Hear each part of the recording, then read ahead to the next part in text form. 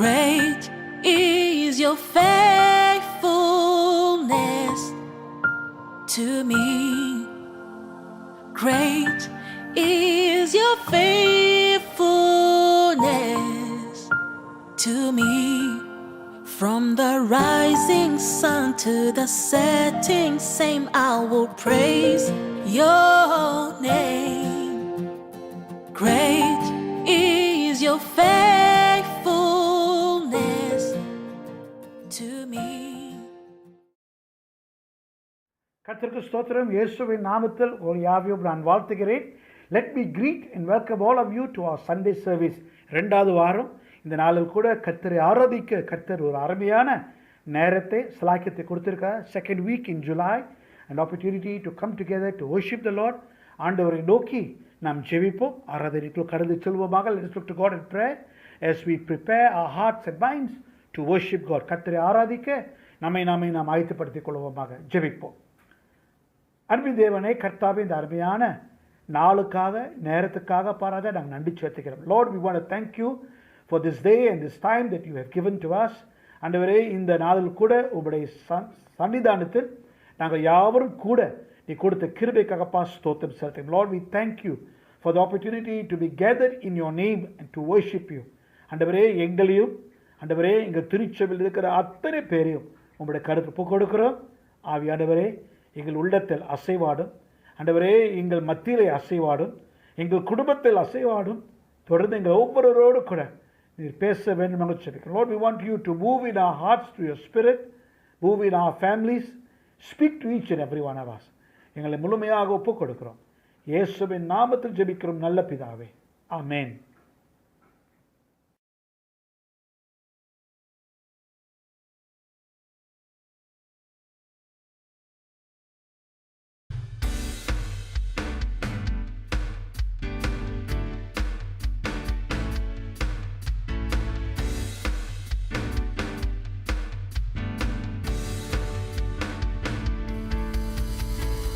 தண்ணீர் மீது நடந்தார், அவர் காற்றையும் கடலையும் அதட்டினார். உயிர் தெழுந்த தேவனவர், அவர் என்னோடென்றும் இருக்கிறார்.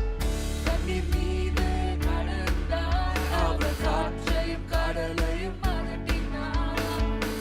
உயிர் தெழுந்த தேவனவர், அவர் என்னோடென்றும் இருக்கிறார். அவரே என்னை என்றும் காண்பவர், அவரே என்னை என்றும் நடத்துவார். அவரே என்னோடு இருப்பவர், அவரே ஓ அவரே என்னை என்றும் காண்பவர், அவரே என்னை என்றும் நடத்துவார். அவரே என்னோடு இருப்பவர், அவரே.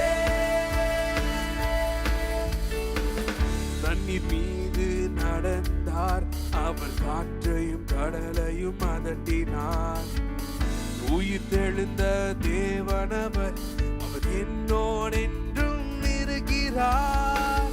தண்ணீர் மீது நடந்தார், அவர் காற்றையும் கடலையும் அதட்டினார். உயிர் தெழுந்த தேவனவர், அவர் என்னோடு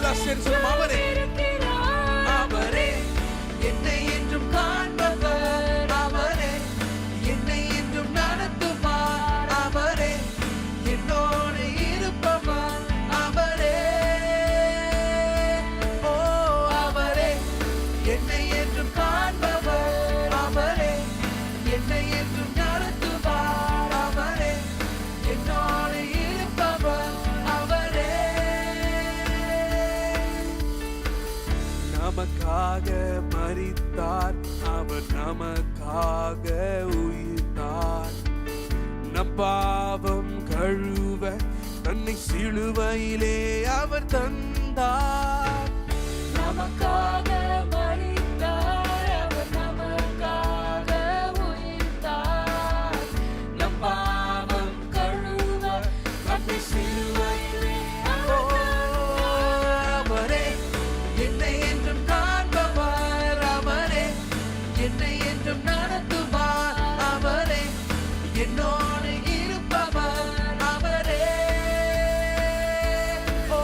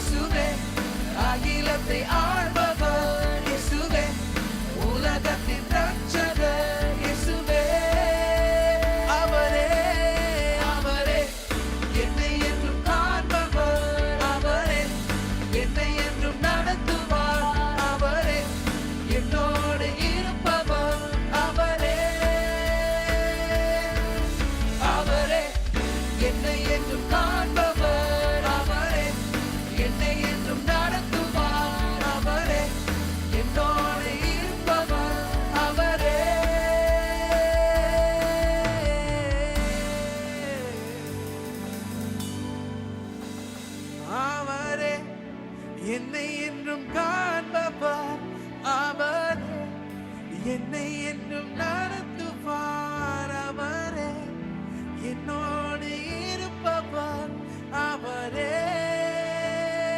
என்னோட சேர்ந்து சொல்லுங்க பார்க்கலாம். அவரே, என்னை என்றும் காண்பவர் அவரே, என்னை என்றும் நடத்துவார் அவரே, என்னோடு இருப்பவர் அவரே.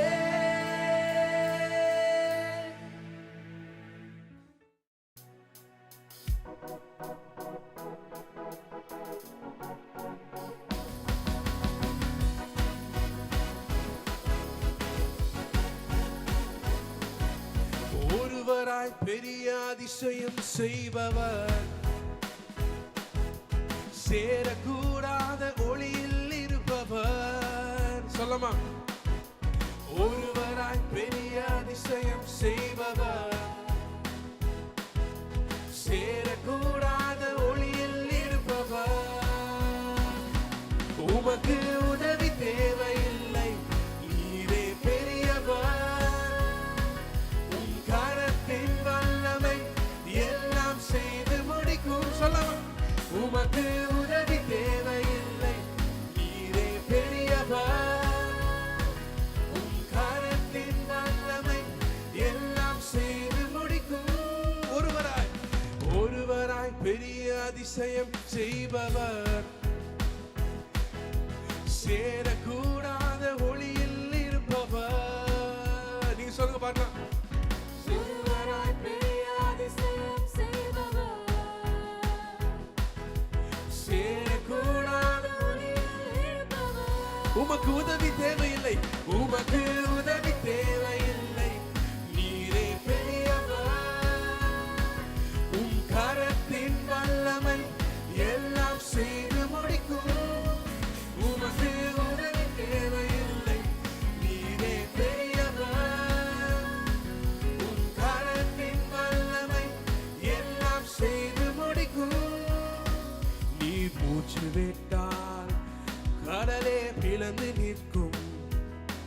நீ சொல்லும் போது பிளந்த கடல் ஒன்று சேரும். நீ மூச்சு விட்டால் கடலே பிளந்து நிற்கும். நீ சொல்லும் போது பிளந்த கடல் ஒன்று சேரும். உமக்கு உதவி தேவையில்லை, நீரே பெரியவர். உம் கரத்தின் வல்லமை எல்லாம் செய்து முடிக்கும். உமக்கு உதவி தேவையில்லை, நீரே பெரியவர். கரத்தின் வல்லமை எல்லாம் செய்து முடிக்கும்.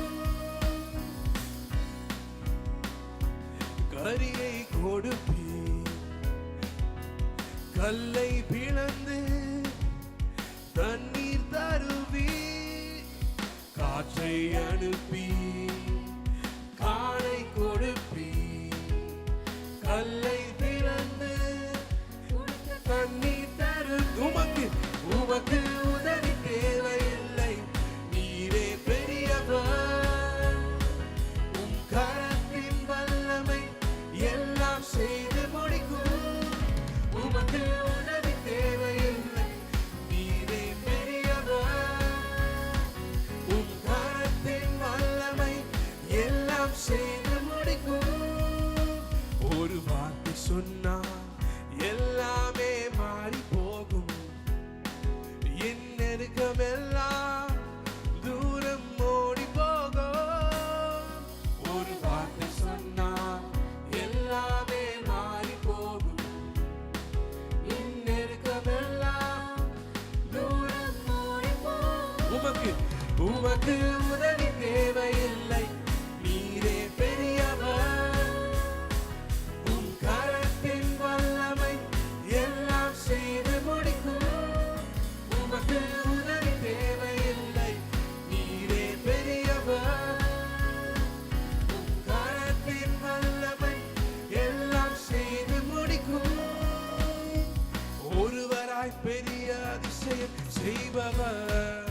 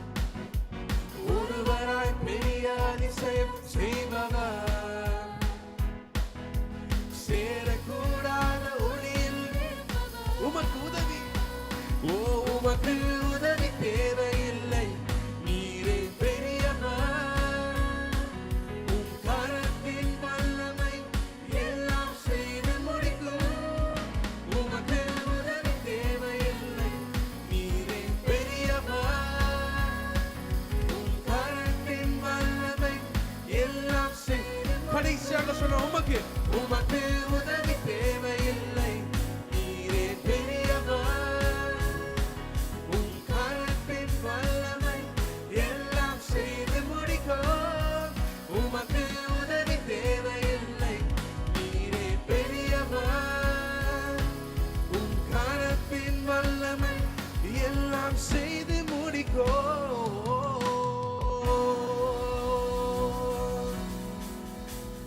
ஆமென் ஆண்டவரே. சர்வ சிருஷ்டிக்கும் எஜமான நீரே, சர்வ சிருஷ்டியை காப்பவர் நீரே. எங்கள் இதயத்தில் உம்மை போற்றுகிறோம், என்றென்றும் பணிந்து தொழுவோம்.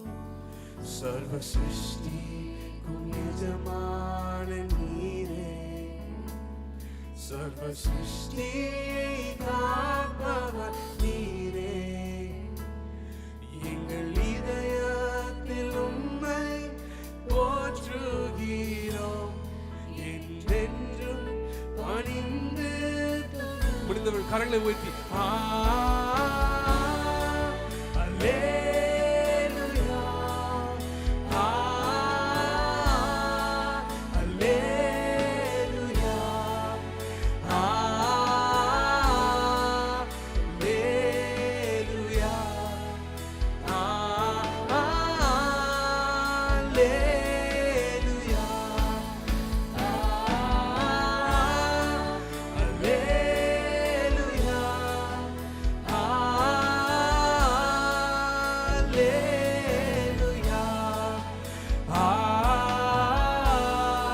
அல்லேலூயா,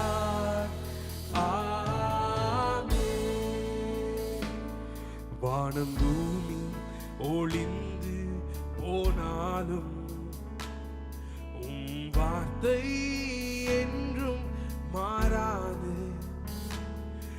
இவ்வுலகம் அழிந்து மறைந்து போம், விசுவாசி என்றென்றும் நிலைவான். வானம் பூமி ஒளிந்து போனாலும் உம் வார்த்தை என்றும் மாறாதே. இவ்வுலகம் அழிந்து மறைந்து போம், விசுவாசி. எல்லா கரங்களை உயர்த்தி நம்ம சொல்ல போறோம். அல்லேலூயா, அல்லேலூயா, அல்லேலூயா,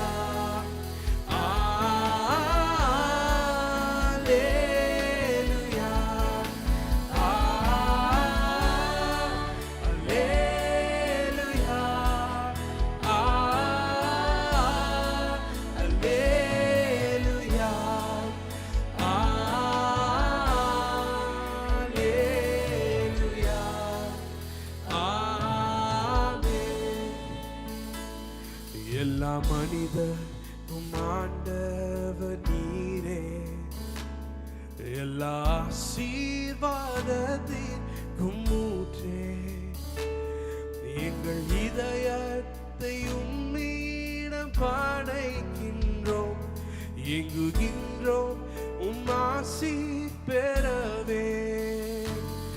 எல்லா மனிதரும் ஆண்டவர், எல்லா ஆசீர்வாதத்திற்கும், எல்லா ஆசீர்வாதத்திற்கும் எங்கள் இதயத்தில் உம்மிடம் படைக்கின்றோம், எங்குகின்றோம் உம் ஆசி பெற. சேர்ந்து சொல்லமா? அல்லேலூயா,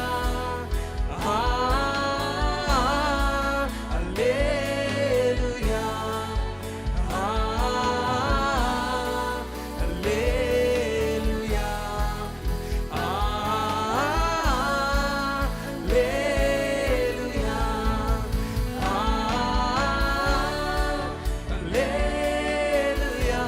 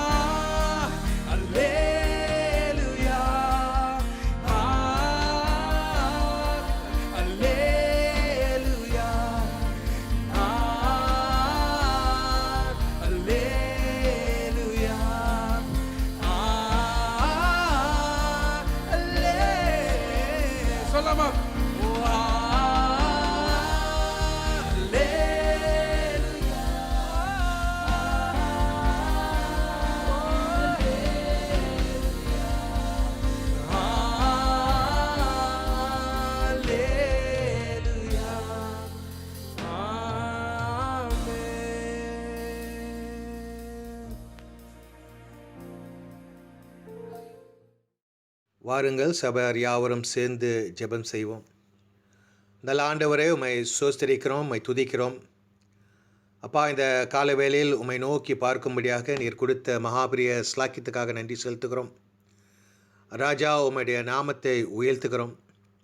நீரே பெரியவர், சர்வ வல்லமை உள்ள தேவன், வானத்தையும் பூமியும் உண்டாக்கினவர், எங்களோடு இருப்பவர் என்று சொல்லி ஆண்டவரே உம்முடைய பாதத்தண்டி நாங்கள் வருகிறோம்.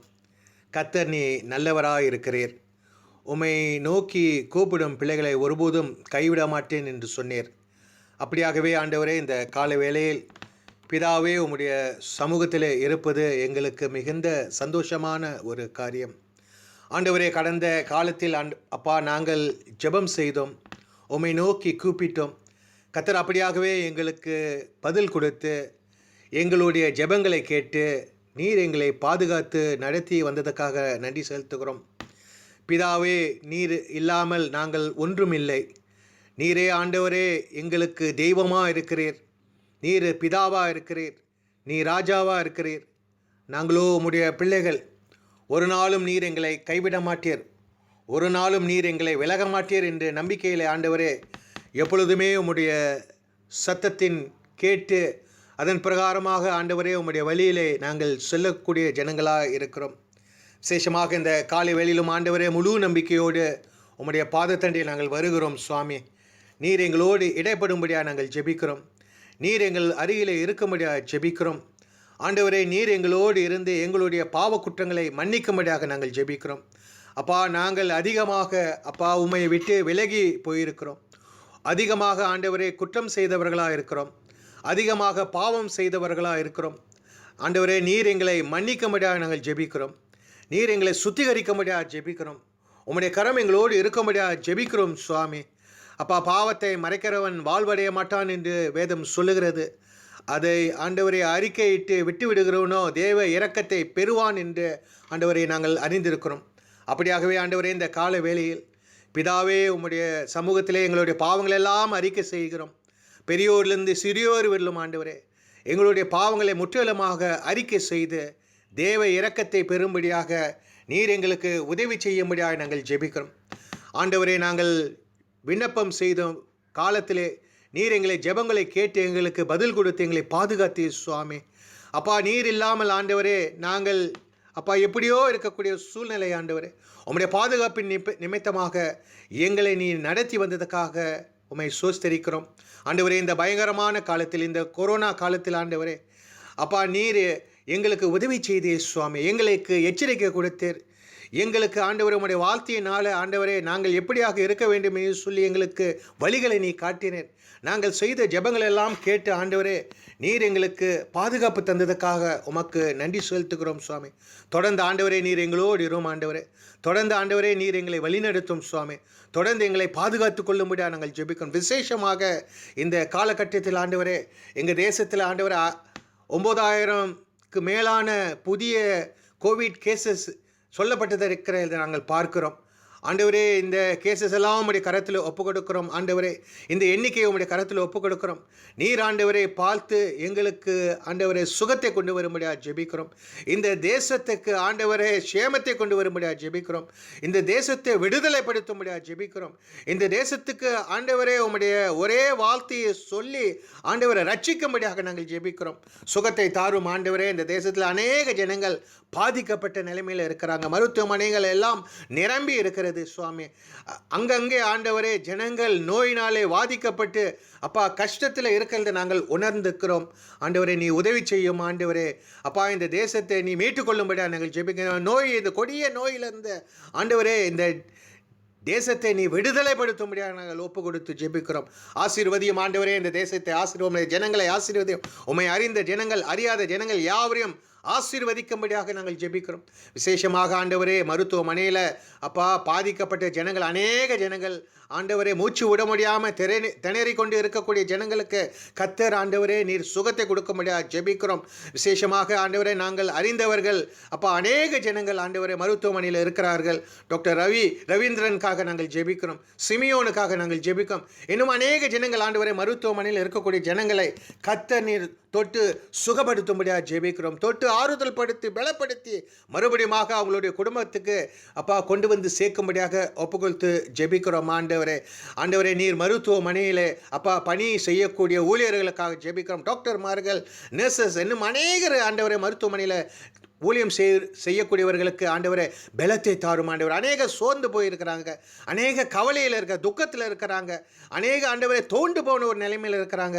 ஆண்டவர் அவர்களுக்கு ஆறுதல் படுத்தும். அவர்கள் இல்லாமல் ஆண்டவரே யாரும் மருத்துவமனையை நடத்துவது ஆகிய நீர் அவர்களை பலப்படுத்தி இன்னும் கொஞ்ச காலத்தில் ஆண்டவரே சுகம் வரும் நாட்கள் வரையிலும் அவர்களை தைரியப்படுத்தும்படியாக நீரை பாதுகாத்துக் கொள்ளும்படியாக ஜெபிக்கிறோம். அவர்கள் குடும்பங்களுக்காக ஜெபிக்கிறோம்.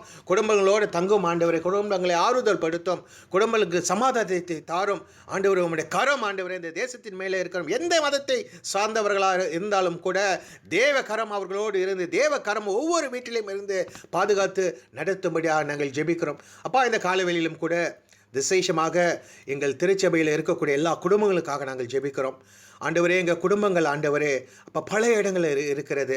குடும்ப தலைவருக்காக நாங்கள் ஜெபிக்கிறோம். அப்போ குடும்பத்தில் இருக்கக்கூடிய தலைவர்கள் வேலை செய்கிறார்கள், சிலர் வேலை இல்லாமல் இருக்கிறார்கள், சிலர் தவித்து கொண்டு இருக்கிறார்கள். எந்த சூழ்நிலையில் இருந்தாலும் கர்த்தர் அவர்களோடு இருந்து அவர்களை ஆசீர்வதியும் பாதுகாத்து கொள்ளும். ஆண்டவர் குடும்ப தலைவிக்காக ஜெபிக்கிறோம், பிள்ளைகளுக்காக ஜெபிக்கிறோம். ஒவ்வொரு குடும்பத்திலையும் ஆண்டவரே ரத்த கோட்டைக்குள்ளார மூடி மறைத்து கொள்ளும்படியாக நாங்கள் ஜெபிக்கிறோம். சிலர் வேலை இழந்து ஆண்டவரே அப்பா தவித்து கொண்டு இருக்கக்கூடிய ஜனங்களுக்கு நீர் ஆண்டவரே உதவி கொண்டு வரும்படியாக ஜெபிக்கிறோம். எப்படியாவது அவர்களுக்கு உதவி வர வேண்டும், எங்கேயாவது அவர்களுக்கு உதவி வர வேண்டும். இன்னும் கொஞ்சம் காலத்துக்கு ஆண்டவரே அவர்கள் அப்பா இந்த உதவி நிமித்தமாக அப்பா குடும்பத்தை நடத்தி குடும்ப காரியங்களை அவர்கள் சமாளித்து கடந்து செல்ல நாங்கள் ஒப்பு கொடுத்து ஜெபிக்கிறோம். யாரும் ஆண்டவரே தவறான தீர்மானத்துக்குள்ளார போகக்கூடாது. யாரும் ஆண்டவரே எந்த விதமான தவறான தீர்மானம் எடுக்காதபடி ஆண்டவரே அப்பா அவர்களுக்கு தெளிந்த புத்தி, தெளிந்த சிந்தனையை கொடுத்து ஆண்டவரே நீரே ஒவ்வொருவரையும் ரட்சிக்கும்படியாக, ஒவ்வொருவரையும் பாதுகாத்து கொள்ளும்படியாக, சுகப்படுத்தும்படியாக ஒப்பு கொடுத்து ஜெபிக்கிறோம். இந்த காலகட்டத்தில் கூட ஆண்டவரே அநேகர் அப்படிப்பட்ட நிலைமையில் இருக்கிறார்கள், ஒரு அழுத்தத்தில் இருக்கிறார்கள். ஆண்டவரே சிலர் இந்த அழுத்தத்தை தாங்க முடியாமல் ஆண்டவரே அப்பா தவறான திட்டங்கள், தவறான தீர்மானங்களை எடுத்து அவர் ஆண்டவரை வாழ்க்கையை முடிக்கக்கூடிய நிலைமையில் இருக்கிறதை நாங்கள் பார்க்கிறோம். கர்த்தர் நீ ஒவ்வொருவரும் தொட வேண்டும். எந்தெந்த இடங்களிலே ஜனங்கள் இப்படி தீர்மானம் எடுக்கிறார்களோ அந்தந்த இடங்களிலே அப்பா தேவ தூதர்கள் அங்கே வர வேண்டும். ஆண்டவரே நீர் அங்கே வந்து அவர்களை தொட்டு ஆண்டவரே அப்பா அவர்களை ஆறுதல் படுத்தி சுகப்படுத்தி நீர் மெய்யான தேவன் என்று அவர்கள் தெரிந்து கொள்ளும்படியாக நீர் வெளிப்படுத்தும்படியாக நாங்கள் ஜெபிக்கிறோம். தொடர்ந்து ஆண்டவரே எங்களுடைய திருச்சபைக்காக நாங்கள் ஜெபிக்கிறோம். அப்பா அநேக சபைகள் மூடி இருக்கிறதை நாங்கள் பார்க்கிறோம். அநேக சபைகள் ஆண்டவரே இப்பொழுது திறக்க முடியல. அநேக சபைகளில் ஆண்டவரே ஆராதனை செய்ய முடியல. எப்போ இதெல்லாம் மாறும், எப்போ மறுபடியும் ஆராதனைக்கு வருவோம், எப்போ மறுபடியும் தேவனை ஆராதிப்போம் எங்களுக்கு தெரியல ஆண்டவரே. ஆனால் கர்த்தர் ஆண்டவரே நீர் இந்த சூழ்நிலைகளை மாற்றும்படியாக ஜெபிக்கிறோம். அநேக ஜனங்கள் ஆண்டவரே ஆராதனைக்கு போகாமல் கவலையோடு இருக்கிறார்கள். அநேக ஜனங்கள் ஆண்டவரே ஆராதனையில் கலந்து கொள்ள முடியாமல் அப்பா அப்படிப்பட்ட ஒரு மனபாரத்தில் இருக்கிறார்கள். ஒவ்வொருவரையும் உம்முடைய கரத்தில் ஒப்பு கொடுக்கிறோம். ஆராதனை கலந்து கொள்ளக்கூடிய நாட்கள் வர வேண்டும், மாற வேண்டும். அவைகள் எல்லாத்தையும் கர்த்தர் நீரே அப்பா மாற்றி எங்களுக்கு கொடுக்கும்படியாக ஒப்பு கொடுத்து ஜெபிக்கிறோம் சுவாமி. அப்பா திருச்சபையில் உள்ள தேவைகளை சந்தியும். அநேக தேவைகள் உண்டு சுவாமி. ஒவ்வொரு தேவைகளையும் கர்த்தர் ஆண்டவரை சந்தித்து அப்பா போஷித்து நடத்தும்படியாக நாங்கள் ஜெபிக்கிறோம். போஷிக்க வேண்டும் ஆண்டவரே, உம்முடைய வார்த்தையின் பிரகாரமாக அல்ல, ஆனால் பல விதியில் ஆண்டவரே நீர் அவர்களை போஷித்து அப்பா திருச்சபையை பலப்படுத்தி கட்டும்படியாக ஒப்பு கொடுத்து ஜெபிக்கிறோம். சபைகளிலே ஊழியம் செய்யக்கூடிய உம்முடைய ஊழியர்களை கூட நாங்கள் நினைவு கூறுகிறோம். அவர்களையும் கூட ஆண்டவரே இந்த நாட்களிலே ஆன்லைன் ஆராதனை செய்யும்போது அவர்களோடு தங்குகிறோம் ஆண்டவரே. அவர்களோடு பேசும் புதுமையான விதத்தில் ஆண்டவரை தொழுகை செய்யவும், புதுமையான விதத்தில் ஜனங்களை சந்திக்கவும், புதுமையான விதத்தில் ஆண்டவருக்கு உள்ள துதிகளை செலுத்தவும் அவர்களை பலப்படுத்தும்படியாக நாங்கள் ஜெபிக்கிறோம். உற்சாகப்படுத்தும்படியாக ஜெபிக்கிறோம். குடும்பங்களுக்காக ஜெபிக்கிறோம். அவரோட குடும்பங்கள் எல்லாரையும் ஆண்டவரும் இரத்த கோட்டைக்குள்ளார மூடி மறைத்து கொள்ளும் ஆண்டவர். இந்த கடினமான ஒரு சூழ்நிலை, கடினமான ஒரு நேரம், பயங்கரமான ஒரு நேரத்தில் ஒவ்வொருவரோடையும் நீ இருக்க வேண்டும் ஆண்டவரே. உம்முடைய கரம் ஆண்டவரே எல்லாரையும் தொட வேண்டும். பரிசுத்த ஆவியானவர் எல்லா இடத்திலும் இருந்து பாதுகாத்து கொள்ளும்படியாய் ஒப்பு கொடுத்து ஜெபிக்கிறோம் சுவாமி. தொடர்ந்து ஆண்டவரே இந்த நாட்களிலே அநேகர் இந்த ஆன்லைன் ஆராதனை ஆண்டவரே அதில் கலந்து கொள்ளக்கூடிய முடியாமல் இருக்கிறாங்க. அப்பா, இந்த இந்த காணொளி மூலியமாக நடக்கக்கூடிய இந்த ஆராதனையில் அநேக ஜனங்கள் கலந்து கொள்ள முடியல. அவங்களுக்கு அப்படிப்பட்ட வசதி இல்லை அல்லது அப்படிப்பட்ட திறமை இல்லை. ஆண்டவரே, இந்த ஜனங்கள் ஆண்டவரே ஆராதனையில் கலந்து கொள்ளாமல் இருக்கக்கூடிய நாட்கள் ஆண்டவரே சிலருக்கு ரொம்ப நாளாக இருக்கிறாங்க. அப்போ அவர்களையும் நீரே அப்பா உங்களுடைய ரத்த கோட்டைக்குள்ளார மூடி மறைத்து கொள்ளும். யாரும் ஆண்டவரை பின்வாங்கி போகக்கூடாது. யாரும் ஆராதனையில் கலந்து கொள்ள முடியல, ஆராதனையில் பங்கு பெற முடியல, சேர்ச்சுக்கு போக முடியல என்று சோர்வு அடையக்கூடாது. யாருமே பின்வாங்கி போகக்கூடாது. யாரும் கர்த்தர் மேலே இருக்கக்கூடிய நம்பியை இழந்து போகாமல் ஆண்டவர் உறுதியாக இருக்க தேவனுடைய பலன் அவரோடு இருக்கும்படியாக ஒப்பு கொடுத்து ஜெபிக்கிறோம் சுவாமி.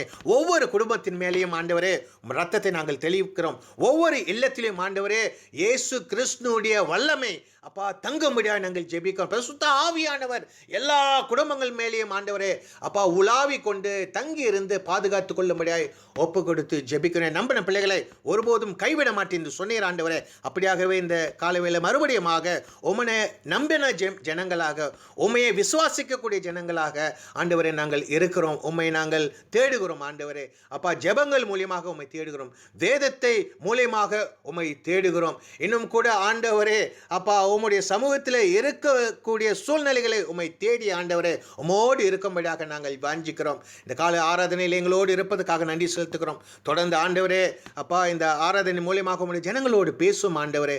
அப்பா, இந்த ஆராதனை மூலியமாக ஜனங்களுடைய உள்ளத்தில் இருக்கக்கூடிய தேவைகளை கர்த்தர் அறிந்து சந்திக்கும்படியாக நாங்கள் ஜெபிக்கிறோம். உம்முடைய கரத்தினாலே தொடும் ஆண்டவரே. ஒவ்வொருவரையும் நீ தொடும்படியாக நாங்கள் ஜெபிக்கிறோம். வேதத்தில் நாங்கள் பார்க்கிறோம் ஆண்டவரே, இயேசு கிறிஸ்து வந்த இடங்களிலே நீரே அதிசயங்களும் அற்புதங்களும் செய்து திரளான ஜனங்களை சந்தித்து யாவரையும் நீ சுகமாக்கினீர் என்று வேதத்திலே நாங்கள் பார்க்கிறோம். அதே அற்புதத்தை இந்த கால வேளையிலே உம்முடைய ஜனங்களுக்கு செய்ய முடியாது இருக்கிறோம். அநேகர் காத்து கொண்டிருக்கிறார்கள். ஒவ்வொருவருக்கும் ஆண்டவரே நீரே அப்பா சுகப்படுத்தி பலப்படுத்தி இந்த காலை வேளையில் நீ உற்சாகப்படுத்தும்படியாக ஒப்பு கொடுத்து ஜெபிக்கிறோம். நீர் பொறுப்படுத்திக் கொள்ளும் ஆண்டவரே. இந்த காலை வேளையிலே உம்முடைய பாதத்தில் எங்களை முழுமையாக ஒப்பு கொடுத்து ஜெபிக்கிறோம். சகலத்தையும் துதிகன மகியும் சகலத்தையும் செலுத்தி இயேசு கிறிஸ்து மாறாத நாமத்தில் ஜெபிக்கிறோம் எங்கள் நல்ல பிதாவே, ஆமேன். பாருங்கள், நம் யாவரும் சேர்ந்து கர்த்தர் கற்றுக் கொடுத்த ஜெபத்தை சொல்லுவோம். பரமண்டலங்களில் இருக்கும் எங்கள் பிதாவே, உம்முடைய நாமம் பரிசுத்தப்படுவதாக, உம்முடைய ராஜ்யம் வருவதாக, உம்முடைய சித்தம் பரமண்டலங்களிலே செய்வது போல பூமியிலும் செய்யப்படுவதாக. எங்களுக்கு வேண்டிய ஆகாரத்தை இன்று எங்களுக்கு தாரும்.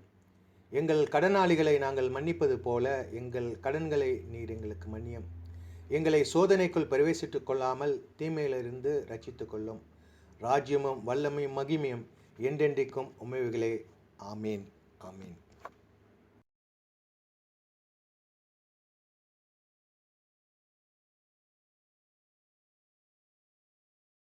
இன்று வாசிக்கும்படியாய் தெரிந்து கொள்ளப்பட்ட வேத பகுதி ஆதியாகமம் 12ஆம் அதிகாரம் வசனங்கள் 4 தொடங்கி 9 முடிய.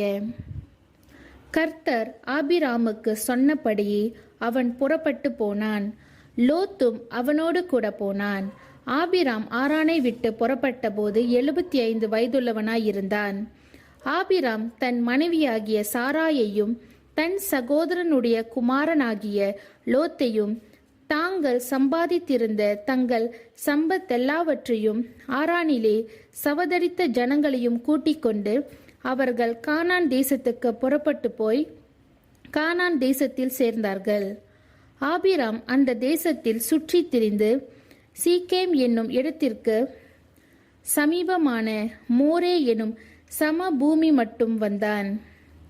அக்காலத்திலே கானானியர் அத்தேசத்தில் இருந்தார்கள். கர்த்தர் ஆபிராமுக்கு தரிசனமாகி, உன் சந்ததிக்கு இந்த தேசத்தை கொடுப்பேன் என்றார். அப்பொழுது அவன் தனக்கு தரிசனமான கர்த்தருக்கு அங்கே ஒரு பலிபீடத்தை கட்டினான். பின்பு அவன் அவ்விடம் விட்டு பெயர்ந்து பெத்தேலுக்கு கிழக்கே இருக்கும் மலைக்கு போய் பெத்தேல் தனக்கு மேற்காகவும் ஆயி கிழக்காகவும் இருக்க கூடாரம் போட்டு அங்கே கர்த்தருக்கு ஒரு பலிபீடத்தை கட்டி கர்த்தருடைய நாமத்தை தொழுது கொண்டான். அதன் பின் ஆபிராம் புறப்பட்டு தெற்கே பிரயாணம் பண்ணி கொண்டு போனான் என்பதே. ஆமேன். Today's scripture reading is taken from Genesis chapter 12, verses 4 to 9. So Abram went as the Lord had told him, and Lot went with him. Abram was 75 years old when he departed from Haran. And Abram took Sarai his wife, and Lot his brother's son, and all their possessions that they had gathered, and the people that they had acquired in Haran, and they set out to go to the land of Canaan.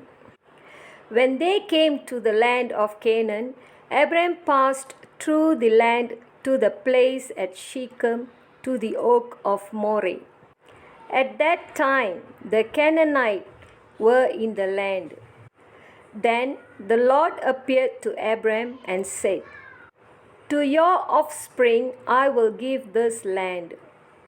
So he built there an altar to the Lord who had appeared to him. From there he moved to the hill country on the east of Bethel and pitched his tent, with the Bethel on the west and Ai on the east. And there he built an altar to the Lord and called upon the name of the Lord. And Abram journeyed on, still going toward the Negev. This is the word of the Lord, and thanks be to God.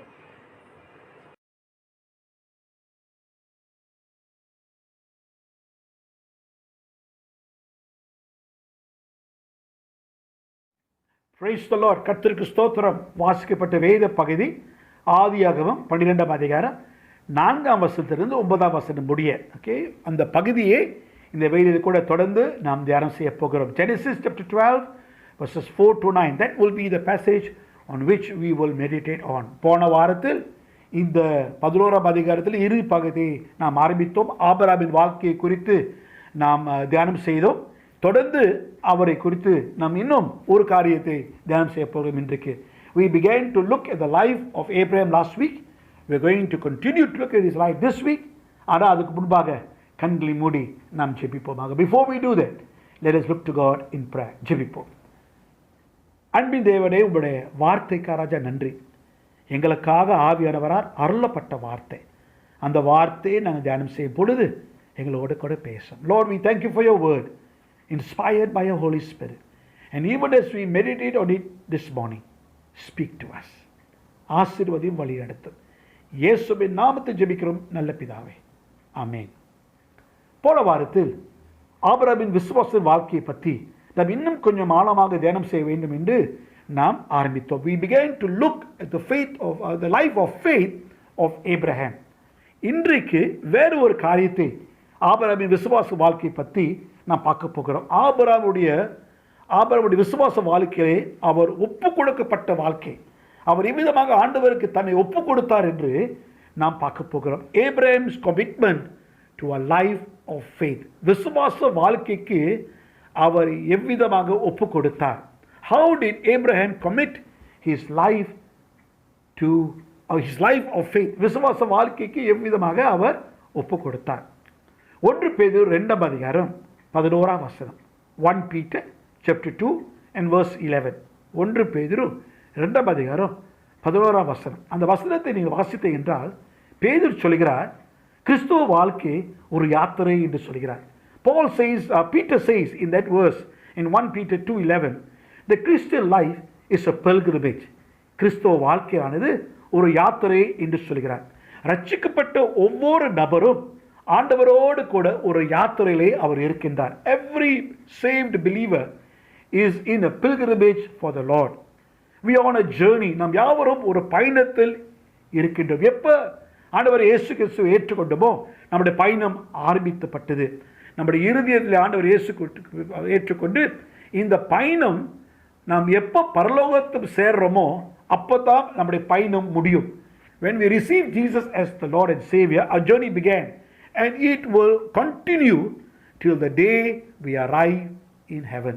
எப்போ பரலோகத்தில் போய் சேர்றோமோ அப்போ அந்த பயணம் ஒரு முடிவுக்கு வரும். சில சமயத்தில் இந்த யாத்திரை பயணமானது ஆச்சரியமாக இருக்கும். Sometimes the pilgrimage is wonderful. ஆனால் சில சமயத்தில் இந்த யாத்திரை கஷ்டமாக இருக்கும். Sometimes this pilgrimage is difficult. Yet all the time this pilgrimage that is lived out by faith in the Lord. இந்த யாத்திரையை நாம் கடந்து வரும் பொழுது, வாழும் பொழுது, இந்த யாத்திரை எப்படி வாழ்கிறோம்னா விசுவாசத்தோடு, கர்த்தர் மேலே இருக்கிற விசுவாசத்தோடு தான் நான் வாழ்ந்து வருகிறோம். இன்றைக்கு வேதத்தில் முதல் யாத்திரை செய்த நபரை இன்னும் தொடர்ந்து பார்க்க போகிறோம். Today we going to spend some more time with the first pilgrim. Abraham தான் வேதத்தில் முதல் யாத்திரை செய்தவராக இருந்தார். அவர் வாழ்க்கையில் நீங்கள் பார்த்தீங்கன்னா அவர் முதலாக என்ன செய்தார்னா எல்லாவற்றும் அவர் விட்டார். ஆண்டவரோடு கூட சஞ்சலிக்க, விசுவாசத்தோடு வாழ அவ்விதமாக ஒப்பு கொடுத்தவராக காணப்பட்டார். He was the first one to leave everything behind and to walk with God by faith. ஆண்டவரோடு கூட விசுவாசித்து சஞ்சலிக்க செய்தார். அவருடைய யாத்திரை சுலபமான யாத்திரை இல்லை. It was not an easy pilgrimage. But yet he sets an example for you and for me. ஆனாலும் உங்களுக்கும் எனக்கும் ஒரு நல்ல உதாரணத்தை அவர் வைத்து சென்று விட்டார். He shows us how to live our lives in absolute faith. முழு விசுவாசத்தோடு நம்முடைய வாழ்க்கையை எப்படி வாழ்வது என்று அவர் நமக்கு ஒரு முன்மாதிரியாக இருக்கின்றார். தன்னை முழுமையாக சர்வ வல்ல தேவனுக்கு தன்னை முழுமையாக அவர் ஒப்பு கொடுத்தார். இன்றைக்கு அந்த ஒப்பு கொடுத்தல் அது எவ்விதமாக இருந்தது? What kind of commitment was that? அவர் எவ்விதமாக ஒப்பு கொடுத்து வாழ்ந்தார்? அது இன்றைக்கு இன்னும் கொஞ்சம் ஆழமாக நாம் பார்க்க போகிறோம். கர்த்தருக்கு ஸ்தோத்திரம். சரி, இந்த 12ஆம் அதிகாரம் முதல் 4, 5 வசனத்தை பாருங்கள். Look at verse 4 and verse 5. Chapter 12, verse 4 and verse 5. 12ஆம் அதிகாரம் 4, 5 வசனம். இங்கே நீங்கள் என்ன பார்க்கிறோம் என்றால் ஆபிரகாமுடைய கீழ்ப்படிதல். Abraham's obedience. ஆபிரகாமுடைய கீழ்ப்படிதல். ஆபிரகாம் கொஞ்ச நேரம் பிறகுதான் ஆண்டவருக்கு கீழ்ப்படிய ஆரம்பித்தார். It took a while, but Abraham finally came to the place of total obedience to the Lord. ஆண்டவருக்கு தன்னை முழுமையாக ஒப்பு கொடுக்க அவருக்கு ஆபிரகாம் கொஞ்சம் காலம் எடுத்தார். That is where God wants all of us to be. இவ்விதமாக ஆண்டவர் நம்ம ஒவ்வொருவரும் அவருக்கு கீழ்ப்படிய வேண்டும் என்று விரும்புகிறவராக இருக்கிறார். 1 சாமுவேல் 15ஆம் அதிகாரம் 22, 23. 1 சாமுவேல் 15ஆம் அதிகாரம் 22, 23. 1 Samuel chapter 15 verse 22 and 23. 1 Samuel chapter 15 verse 22 and 23. God desires obedience. ஆண்டவருடைய விருப்பம் என்னவென்றால் நாம் யாவரும் கீழ்ப்படிய வேண்டும் என்று விரும்புகிற தேவனாக இருக்கிறார். அப்ப கீழ்ப்படிய வேண்டும் என்றால் முதலாக நம்முடைய வாழ்க்கையிலே நாம் ஆண்டவருக்காக பிரிந்து வாழ வேண்டியதாக இருக்கிறது. To live a life of obedience involves separation. நான் கீழ்ப்படிய வாழ்க்கையை வாழ ஆசைப்பட்டா நான் பிரிந்து வாழ வேண்ட தயாராக இருக்கணும். The call of God had been for Abraham to separate from his relatives. ஆண்டவர் ஆபிரகாமுக்கு அழைப்பு கொடுக்கும் பொழுது தம்முடைய உற்றார் உறவினரோடு கூட பிரிந்து வாழ வேண்டியதாக இருந்தது. ஆண்டவரை அவரை பின் செல்ல, விசுவாசத்தோடு பின் செல்ல வேண்டும் என்று பெற்ற அழைப்பாக காணப்பட்டது. It was a call to follow God by faith. ஆதியாகமம் 12ஆம் அதிகாரம் முதல் வசனம். In Genesis chapter 12 verse 1 we see or hear or read about this call. இந்த அழைப்பை பற்றி நாம் படித்துக் கொள்கிறோம். He was to separate himself from everything. எல்லாவற்றிலிருந்து தன்னை பிரித்து எடுக்க வேண்டியதாக இருந்தது. Anything that will hinder the progress of the walk of faith. விசுவாசத்தின் அடிச்சோத்து, விசுவாசத்தின் பயணத்தில் எது தடையாக இருக்குதோ அந்த தடைகள் யாவற்றும் அவர் நீக்க வேண்டியதாக இருந்தது. He was to remove or separate himself with whatever that hinders the walk of faith. Anything that prevents us from progressing as God would desire as a weight must go. நம்முடைய வாழ்க்கையிலே எது தடையாக இருக்கிறதோ, எது நம்ம வாழ்க்கையிலே எடராக இருக்கிறதோ, விசுவாச வாழ்க்கையிலே வளர்வதற்கு அதை யாவற்றும் நாம் நீக்க வேண்டும் என்று ஆண்டவருடைய விருப்பம். இது எங்கே வாசிக்கிறோம்? எபிரேயர் 12ஆம் அதிகாரத்தில் முதல் 2 வசனத்திலே வாசிக்கிறோம். Hebrews chapter 12 verse 1 and 2. That's where we read about this. நம்முடைய வாழ்க்கையிலே கர்த்தருடைய சித்தம் தான் முக்கியமாக இருக்க வேண்டும். In our life, the will of God must take priority at all times. எல்லா நேரத்தில் கர்த்தருடைய சித்தம் தான் நம்முடைய வாழ்க்கையிலே முக்கியமாக இருக்க வேண்டும்.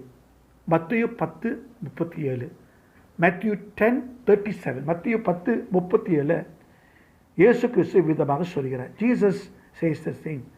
You must love me more than your family. உம் குடும்பத்துக்கு மேலாக என்னை நீங்கள் நேசிக்க வேண்டும் என்று ஆண்டவர் சொல்கிறார்.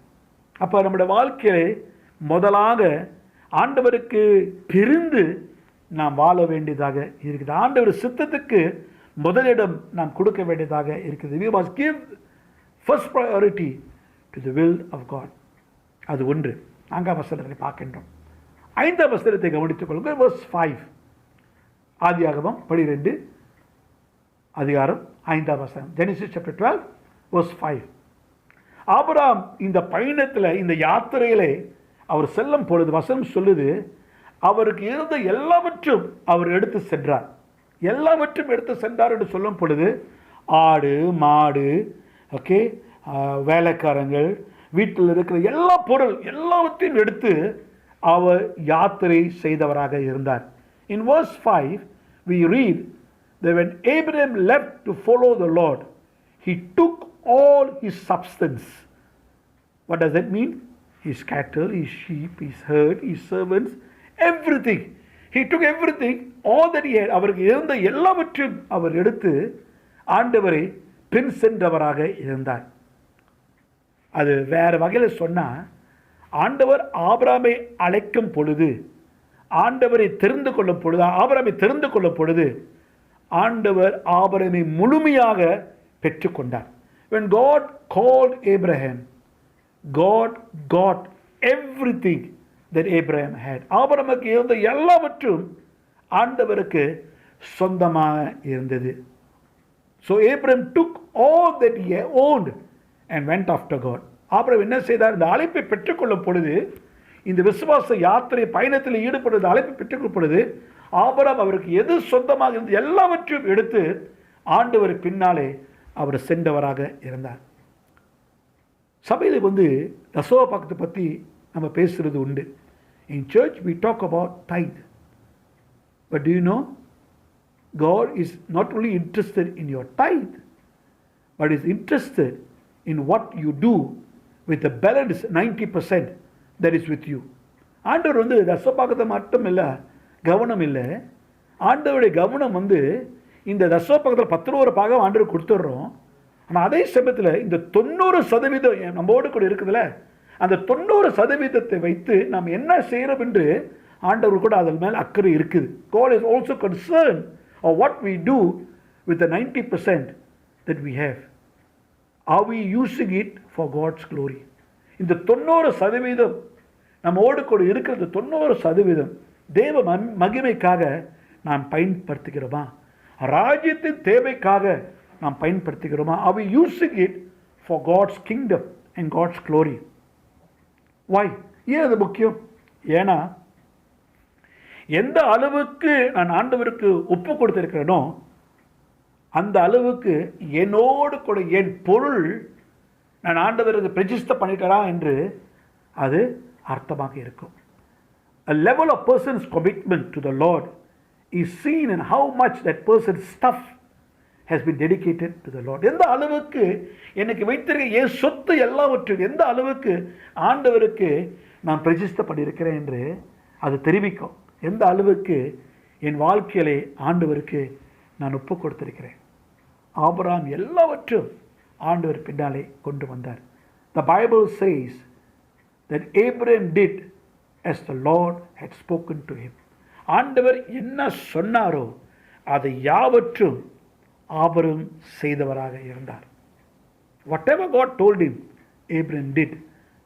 ஆபிரகாம் ஒரு காரியத்தை படித்து கொண்டார். ஆண்டவரை எப்படி பிரியப்படுத்த. Abraham learned the secret of pleasing God.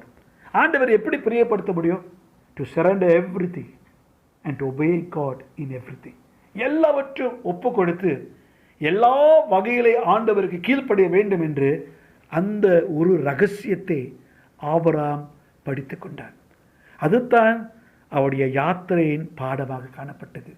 That was what he learned in his pilgrimage, to surrender everything.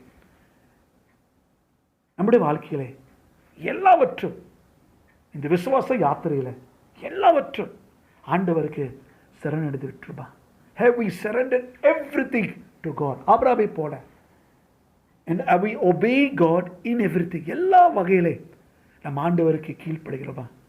சில சமயத்தில் அது கஷ்டமாக தான் இருக்கும். Sometimes it is difficult. But faith builds no barriers.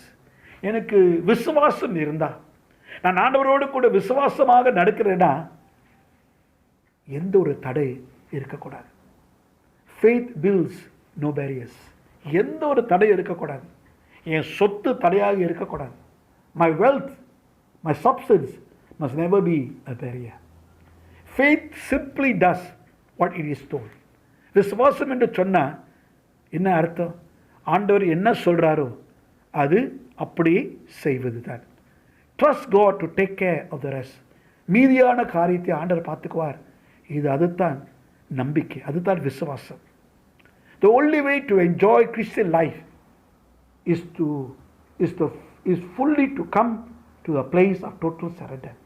ஆண்டவர் கிறிஸ்துவ வாழ்க்கை முழுமையாக நாம் பிரயோஜனப்படுத்திக் கொள்ள ஆசைப்பட்டோம்னா, அது சந்தோஷமாக இருக்க ஆசைப்பட்டோம்னா முழுமையாக நம்முடைய வாழ்க்கையை ஆண்டவருக்கு ஒப்பு கொடுக்க வேண்டியதாக இருக்குது. Everything on the altar of God. ஆண்டவரின் பலிப்பீடத்தில் எல்லாவற்றும் நான் ஒப்பு கொடுக்க வேண்டியதாக இருக்கிறது. அதுதாங்க கிறிஸ்துவ வாழ்க்கையின் சந்தோஷம். எங்கே வாசிக்கிறோம்? ரோமர் 12:1-2. ரோமர் 12:1-2. ரோமன்ஸ் 12:1-2. Total surrender. ஆண்டவருக்கு முழுமையாக ஒப்பு கொடுக்க வேண்டியதாக இருக்குது. ஒரு காரியத்தை அறிந்து கொள்ளுங்கள். All God ever wanted from Abraham was Abraham. ஆண்டவர் பாருங்க என்ன விருப்பப்பட்டார்னா, ஆபிரகாமை அழைக்கும் பொழுது, இந்த விசுவாச யாத்திரையிலே வர வேண்டும் என்று அழைக்கும் பொழுது ஆண்டவருக்கு ஒரே ஒரு ஆசை தான் இருந்தது. ஆபிரகாம் முழுமையாக ஆண்டவர் பின் செல்ல வேண்டும் என்று அதுதான் ஆண்டவர் ஆசைப்பட்டார். ஆகியால் ஆபிரகாமின் வாழ்க்கையை அவர் பிரிந்து வாழ்ந்தார். அவருடைய பொருளெல்லாம் ஆண்டவருக்கு ஒப்பு கொடுத்தார். அவர் எல்லாவற்றையும் ஆண்டவருக்கு சரணடைந்தார். Abraham lived a separated life. All of Abraham's substance he gave to God, and he totally surrendered his life in every area to God. அதுதான் ஆபிரகாமுடைய முதல் ஒப்பு கொடுத்தல், கீழ்ப்படிந்தார். That was what was his commitment, obedience. ரெண்டாவது தொடர்ந்து நாம் வாசிப்போம்.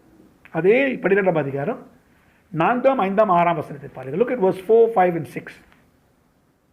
Abraham வாழ்க்கையிலே அவர் கீழ்ப்படிந்தார். He obeyed, but there was also opposition. அவர் வாழ்க்கையிலே அவர் கீழ்ப்படிந்தார். ஆனால் அந்த கீழ்ப்படிதல் மூலமாக எதிர்ப்புகள் வந்தது, எதிர்ப்புகள் இருந்தது. என்ன எதிர்ப்புகள்? There were difficulties in Abraham's pilgrimage. ஆபிரகாமின் யாத்திரையில் கஷ்டங்கள் இருந்தது.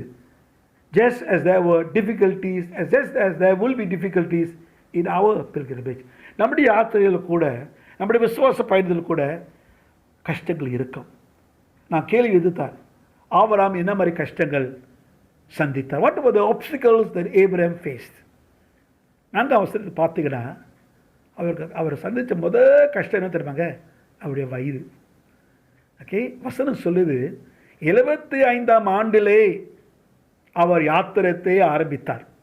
He began his pilgrimage at the age of 75. அவருக்கு வயது தடையாக ஒரு வகையில் டேஸ், அவருக்கு அவ்வளோ வயது இல்லை, அவர் 75 வயசாயிருச்சு. அநேக சமயத்தில் இந்த 75 வயசுக்கு வந்த உடனே நம்ம என்ன நினைக்கிறோம்? சரி போதும்டா, கொஞ்சம் மெதுவாக போவோம். We will slow down. When we reach that age, we think of slowing down. ஆனால் ஆபிரகாம் பார்த்தீங்கன்னா அப்போ தான் அவர் ஆரம்பிக்கிறார் வாழ்க்கையே. It is at that age that Abraham sets out to follow the Lord. அப்போ தான் ஆண்டவரை ஆண்டவர் பின்னால் செல்ல ஆபிரகாம் ஆரம்பிக்கிறார். நான் 75 வயசில் போய் சொல்கிறாரு, என் குடும்பத்தையும் என் சொத்து எல்லாத்தையும் நான் எடுத்துகிட்டு போகிறேன், ஆண்டவர் அழைச்சிட்டாரு, நான் போகிறேன் என்று சொல்லும் பொழுது நிச்சயமாக அவர் குடும்பம் வந்து அவருக்கு எதிராக பேசியிருப்பாங்க. எதிராக போகாதீங்க, இந்த வயசில் எதிர்த்து போகிறது என்று சொல்லியிருப்பாங்க. His family would have objected to him. He would have received objection from his family. ஆனால் அவர் எவ்வளோ சொன்னால் கூட அவருக்குள்ள ஒரு வைராக்கியம் இருந்தது. அவர் ஆண்டவர் பின்னாலே செல்ல போகிறார். He was determined to follow the Lord in spite of his age. Don't let your age, whether you are young or old, stop you from serving the Lord. நம்ம வயதை பார்த்து நான் எளியவன், சின்னவன், நான் ரொம்ப வயசாயிடுச்சு, இது ஆண்டவருக்கு பணி செய்ய தடையாக இருக்கக்கூடாது. நம்முடைய வயசு ஆண்டவருக்கு ஊழியம் செய்ய தடையாக இருக்கக்கூடாது. இங்கே வாசிக்கிறோம் தீர்த்து 2ஆம் அதிகாரம் 2ஆம் 3ஆம் வசனத்தை வாசிக்கிறோம். Where do we read this? Or where do we learn this? Titus chapter 2 verse 2 and 3. 1 Timothy 4:12. 1 Timothy 4:12. 1 Timothy 4:12. Never let your age be an obstacle. நம்முடைய வயது ஆண்டவருக்கு பணி செய்ய தடையாக இருக்கக்கூடாது.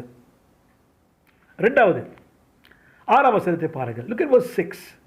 6ஆம் வசனத்தை பார்க்கும் பொழுது ஆபிரகாம் வந்து போகிற தேசத்தில் கானானியர்கள் வந்து அங்கே தங்கி இருந்தார்கள். The land to which Abraham was going, the Bible says the Canaanites lived in that land. அந்த தேசத்தில் அந்த இடத்துல கானானியர்கள் வந்து தங்கி இருந்தார்கள். அர்த்தம் என்ன? What does it mean? The place or the country that Abraham was going was a place of darkness. Abraham பயணம் செல்கிற இடமானது, போகிற பட்டணமானது, தேசமானது ஒரு இருள் நிறைந்த தேசமாக இடமாக காணப்பட்டது. ஏன்னா அங்கே கனானியர் மக்கள் வசித்து கொண்டிருந்தார்கள். அப்போ கேள்வி இதுதான், இந்த கனானியர்கள் யார்? Who are the Canaanites? Who are the Canaanites? இந்த கனானியர்கள் இருக்கிறவர்கள், கானாதூஸ் தேசத்தில் இருக்கிறவர்கள் யார்? அவனுடைய வாழ்க்கை வரலாற்று என்ன? 1, அநேக தேவர்கள் வணங்குகிறவர்களாக இருந்தார்கள். விக்கிர ஆராதனையில் ஈடுபட்டவர்களாக இருந்தார்கள். They were people who worship many gods, idols. விக்கிர ஆராதனையில் ஈடுபட்ட மக்களாக காணப்பட்டார்கள். 2வது, அந்த விக்கிர ஆராதனையில் மிருக பலிகள் மட்டும் இல்லை, மனுஷ பலிகள் கூட அவங்க செலுத்துகிறாங்க. they practice human sacrifice. அது மட்டுமல்ல, பலவிதமான நம்பிக்கைகள் அவர் இருந்தது. சரிங்களா? அது மட்டுமில்லை, அவங்களோட வாழ்க்கை ஒரு மட்டமான வாழ்க்கையாக காணப்பட்டது. they had many different rights, fertility rights. they had no regard to morality. மட்டமான வாழ்க்கை. அவங்களோட வாழ்க்கையில் எந்த ஒரு ஒழுங்குமுறைகள் இல்லை. there was no decency in their life. அப்படிப்பட்ட ஒரு சூழ்நிலைக்குள் தான் ஆபிரகாம் அழைக்கப்பட்டார்.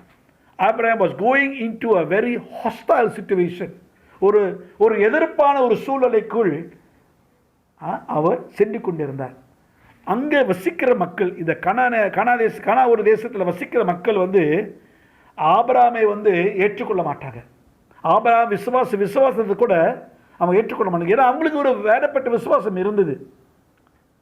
நம்முடைய வாழ்க்கையில் கூட ஆண்டவருக்காக வாழ வேண்டும் என்று நாம் வைராக்கியமாக இருக்கப்பொழுது கூட நம்முடைய வாழ்க்கையில் கூட எதிர்ப்புகளை நாம் சந்திப்போம்.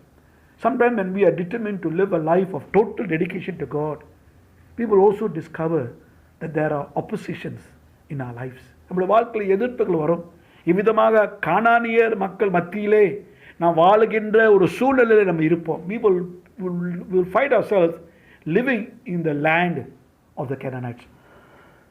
அப்படிப்பட்ட மக்கள் வாழ்க்கையிலே நாம் வாழுகிற ஒரு சூழ்நிலை. உலகம், மாம்சம், பிசாசு நம்மை எதிர்த்து நிற்பார்கள். The world, the flesh and the devil will stand in opposition against. நம்முடைய வாழ்க்கையில் விருப்பம் என்னவென்றால் ஆண்டவருக்கு வாழ வேண்டும் என்று விருப்பம். ஆனால் இவர்கள் யாவரும் நம்மளுக்கு எதிர்ப்பாக இருப்பார்கள். If you choose to live a life of total dedication, you must remember that there will be opposition. ஆண்டவருக்கு முழுமையாக ஒரு ஒப்பு கொடுக்கப்பட்ட வாழ்க்கை வாழணும், ஆண்டவருக்கு முழுமையாக கீழ்ப்படையணும் என்று சொன்னால் நிச்சயமாக எதிர்ப்புகளை சந்திப்போம். 2 தீமோத்தேயு 3:12 2 தீமோத்தேயு 3:12 குறித்துக் கொள்ளுங்கள். இல்லாட்டி எடுத்து வாசிங்க. 2 தீமோத்தேயு 3:12 2 Timothy 3:12. You will face opposition. ஆண்டவருக்கு முழுமையாக ஒப்பு கொடுத்து வாழணும் என்று நாம் நினைத்தோம் என்றால் நிச்சயமாக எதிர்ப்புகள் வரும். ஆஃப்கோர்ஸ் இயேசு கிறிஸ்து வாழ்க்கையில் நீங்கள் பார்த்தீங்கன்னா இயேசு கிறிஸ்து வாழ்க்கையில் கூட எதிர்ப்புகளை சந்தித்தார். Even in the life of Jesus, Jesus faced difficulty and opposition in this world. உங்களையும் என்னையும் வித்தியாசமாக நடத்த மாட்டாங்க. You and I will be no better. They will not treat us any better. ஆண்டவரே அவளை எதிர்த்தாங்க. நீங்கள் நானையும் உங்களையும் என்னையும் நிச்சயமாக செய்வார்கள். மத்தேயு 10:16 வரை, Matthew 10:16 வரை, யோவான் 15:20, John 15:20 எதிர்ப்புகளை சந்திப்போம்.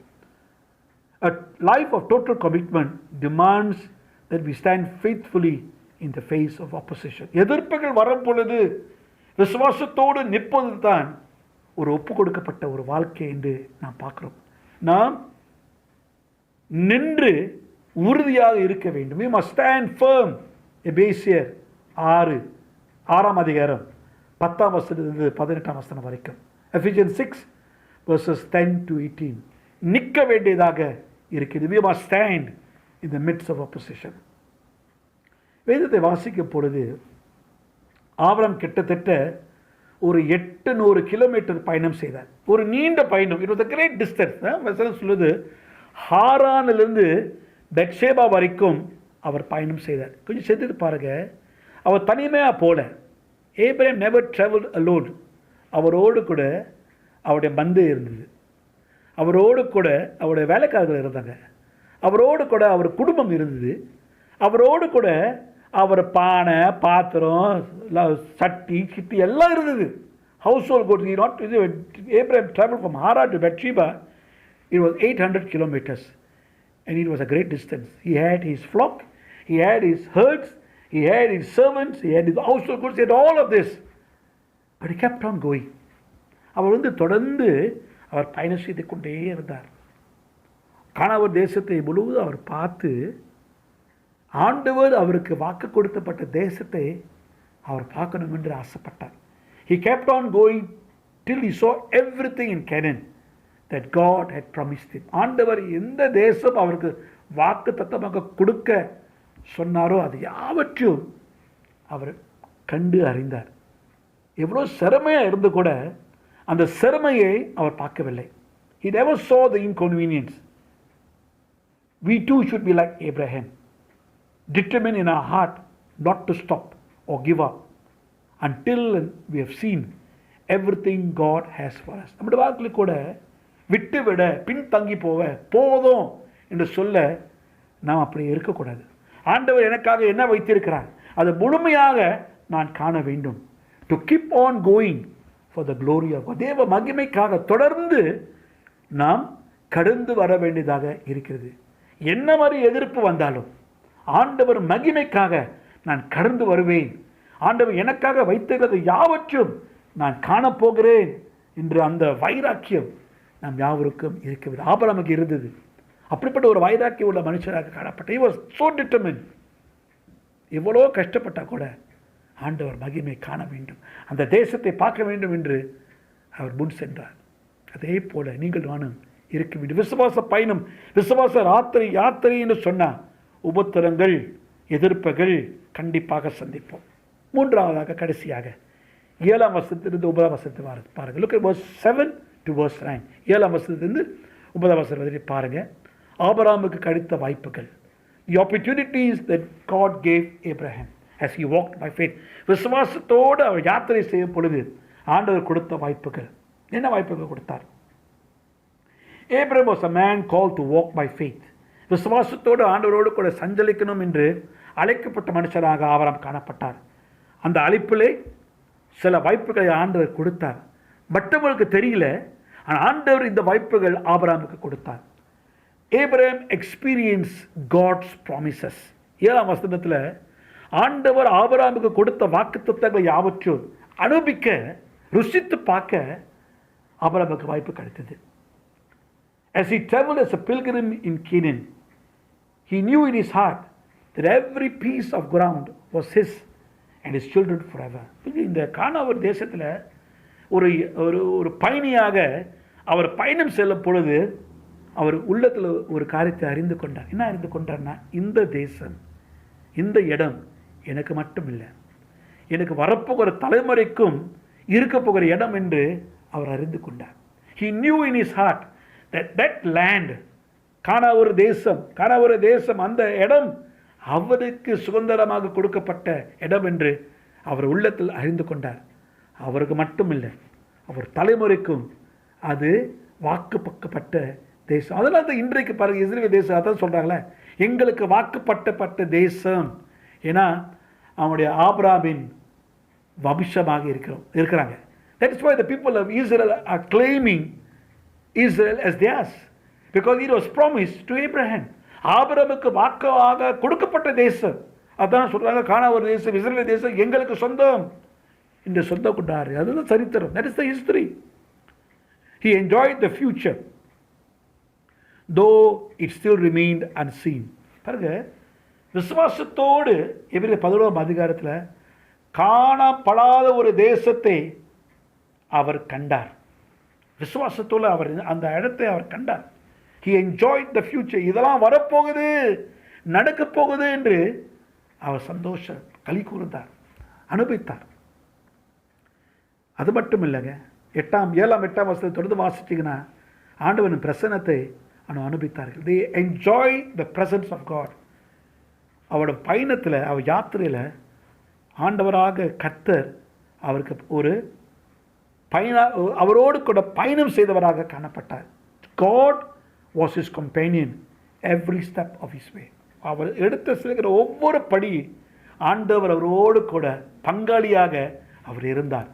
God was his partner, and because God was his partner, he excelled. ஆண்டவர் அவருடைய பங்காளியாக அவரோடு கூட பயணம் செய்ததனால எல்லா வகையிலே அவர் ஜெயித்தவராக இருந்தார்.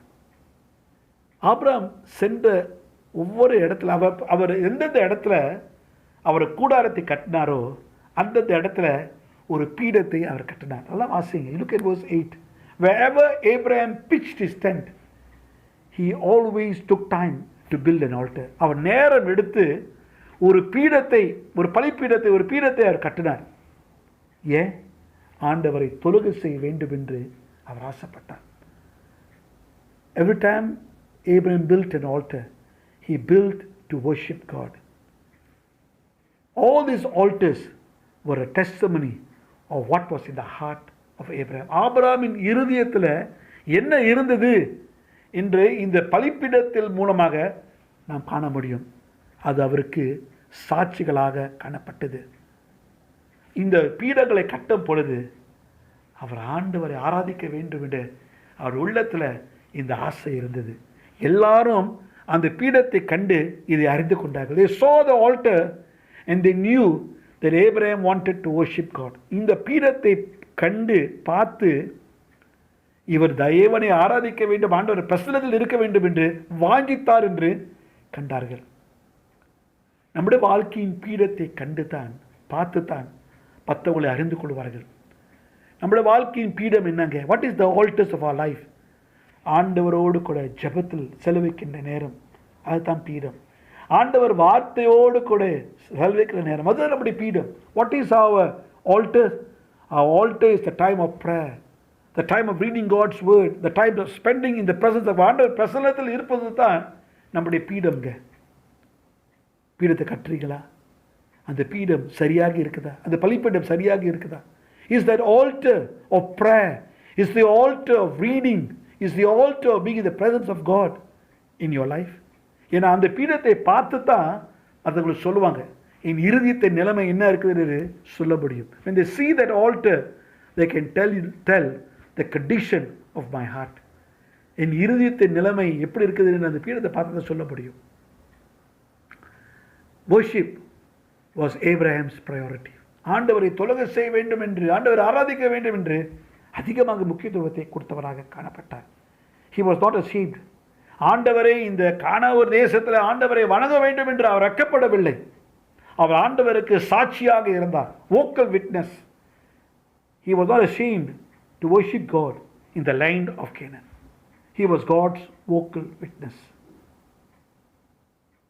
Abraham enjoyed sweet communion and fellowship with God. ஆண்டவரோடு கூட இனிமையான உறவை அவர் அனுபவித்தார். உங்களுக்கு ஆண்டவரோடு கூட இனிமையான உறவு உண்டா? Do you and I have this sweet communion and fellowship with God? ஆண்டவர் ஆபிரகாமோடு கூட பேசினார். ஆபிரகாம் ஆண்டவரை ஆராதித்தார். God spoke to Abraham and Abraham worshipped God. அநேக சமயத்தில் நம்முடைய பயணத்தில், நம்முடைய யாத்திரையில் ஆண்டவரை விட்டுட்டு போயிடுறோம். நம்ம தனிமையாக யாத்திரை செய்கிறோம். ஆனால் ஆபிரகாம் அப்படி செய்யலைங்க. ஆண்டவரை கூட்டிகிட்டே போனார். In many of our journeys we leave God behind, but Abraham never did that. He took God with him at all times. ஆண்டவர் வந்து எபிரேயர் 13:5 சொல்கிறாரு, நான் உன்னை விட்டு விலக மாட்டேன், உன்னை கைவிட மாட்டேன். Hebrews chapter 13 verse 5. God is always there for us. நம்மோடு கூட அவர் பயணம் செய்ய அவர் விரும்புகிறவராக இருக்கிறார். உங்களோடு கூட அவர் பயணம் செய்கிறாரா? Is God traveling with you? Include him in your life. நம்முடைய வாழ்க்கையில் அவரை சேர்த்துக்கொள்வோம். அவருக்கு செவி கொடுப்போம். அவரோடு கூட பேசுவோம். அவரை ஆராதிப்போம். இவ்விதமாக செய்யும் பொழுது நம்முடைய வாழ்க்கையின் பயணம் ஒரு ஆசீர்வாதமான, ஒரு சுலபமான ஒரு பயணமாக அது மாறும். If you include God in your journey, in your life, if you listen to him, you speak to him, you worship him, then your miles become shorter and your travels become easier. ஆண்டவர் அவ்விதமாக பயணம் செய்தவராக இருந்தார். இன்னும் ஒரு காரியம் சொல்கிறேன். 8ஆம் வசனத்தை பாருங்க.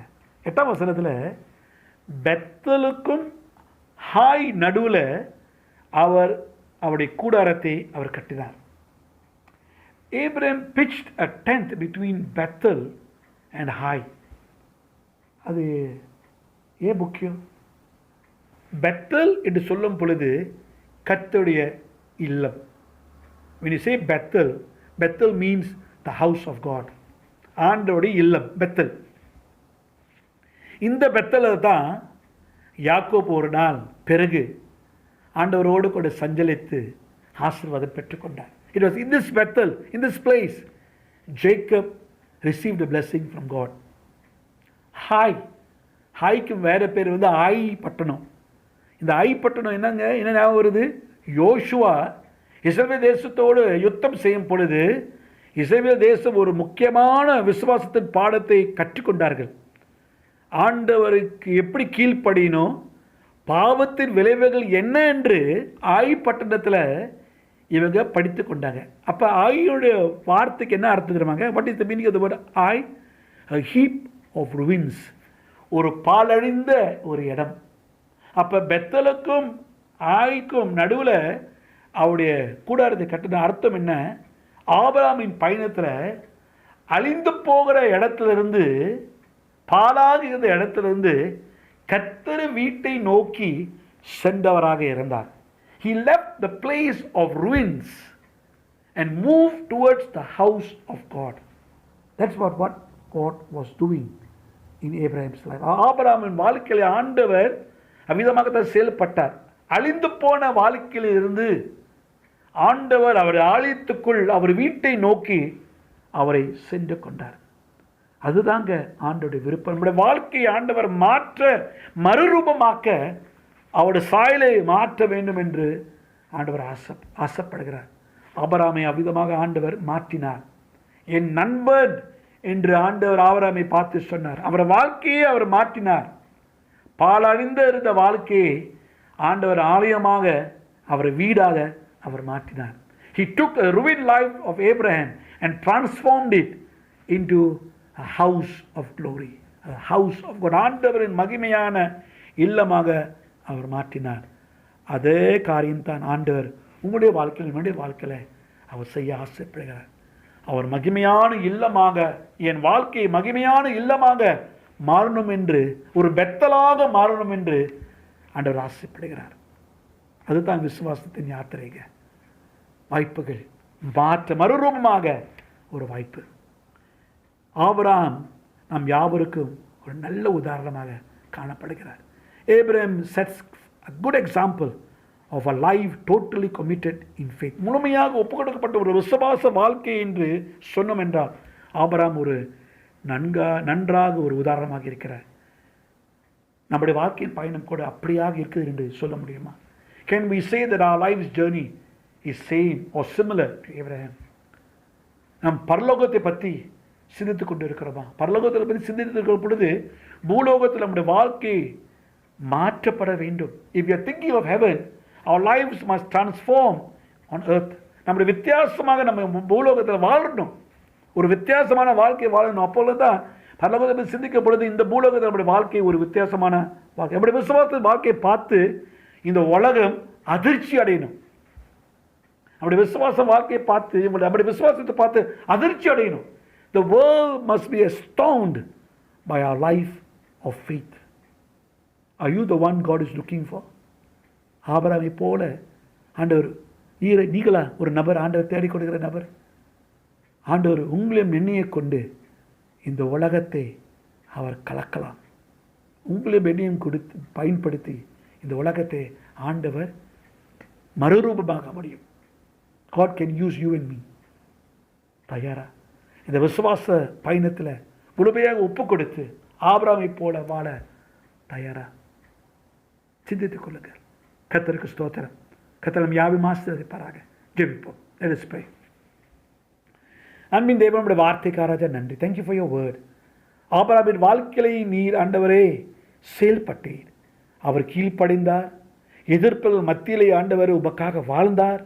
ஆண்டவரே அவர் வாழ்க்கையிலே முழுமையாக ஒப்பு கொடுத்து ஆண்டவரே அப்பாவோட வாழ்க்கையை ஆண்டவரே ஒரு தேவ ஆலயமாக, ஒரு மகிமை உள்ள வீடாக நீ மாற்றினே. Lord, you transformed Abraham because of his commitment to you. You made him a great person. அதே வண்ணமாக என்னையும் எங்களையும் மாற்றும் ஆண்டவரே. ஒரு விசுவாச யாத்திரையில் நாம் இருக்கிறோம். இந்த விசுவாச யாத்திரையில் உமக்கு பிரியமாக இருக்க, உம்மை விருப்பத்தின்படி நடந்து வர உதவி செய்யும். Help us to live a life that will please you at all times. இயேசுவின் நாமத்தில் ஜெபிக்கும் நல்ல பிதாவே, ஆமென். கர்த்தருக்கு ஸ்தோத்திரம். கர்த்தரை ஆசீர்வதிக்கிற நேரம். It's a time to bless the Lord.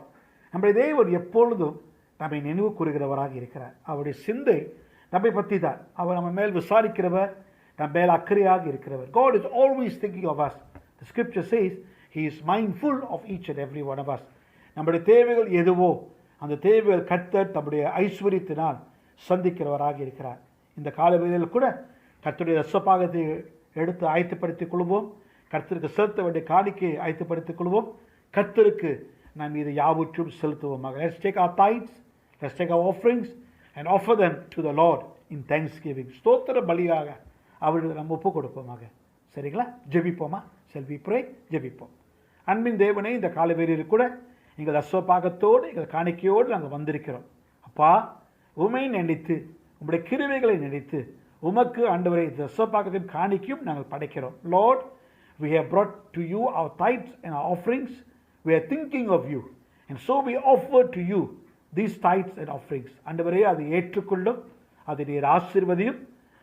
இந்த தசோபாகத்தின் காணிக்கையை ஆண்டவரே உங்களுடைய ராஜ்யத்தை நீ பிறகு பண்ண வேண்டும் என்று செபிக்கிறோம். இன்னும் அநேகர் ஆண்டவரே இயேசு கிறிஸ்துவை பற்றி அறிந்து கொள்ள வேண்டும் என்று செபிக்கிறோம். Lord, use your tithes and the offerings to extend your kingdom.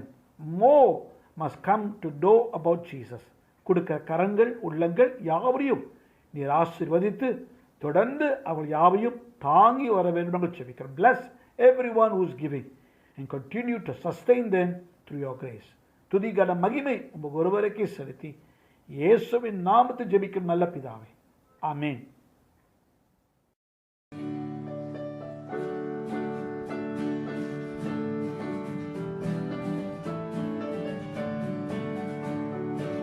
கர்த்தர் மேல் பாரத்தை வைத்து விடு, கலங்கி தவிக்காதே.